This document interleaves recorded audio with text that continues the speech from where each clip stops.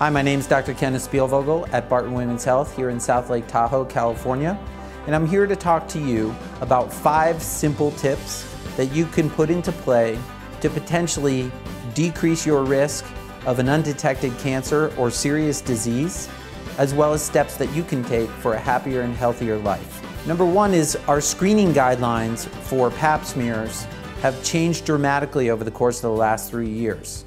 It's very important that you get with your provider to outline a plan that works for you. Number 2, mammogram screening is very different depending on your family history and your potential risk of breast cancer.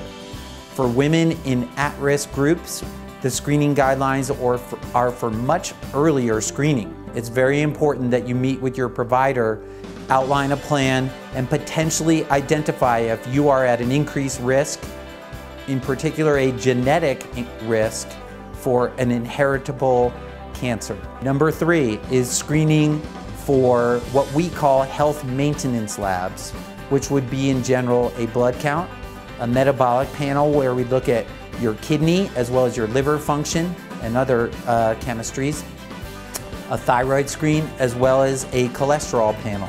A 4th one would be colonoscopy. Depending on age group and similar to breast cancer, your risk will change based on family history, as well as any potential comorbidities or other diseases or medications that you may take. Number 5 would be bone density screening.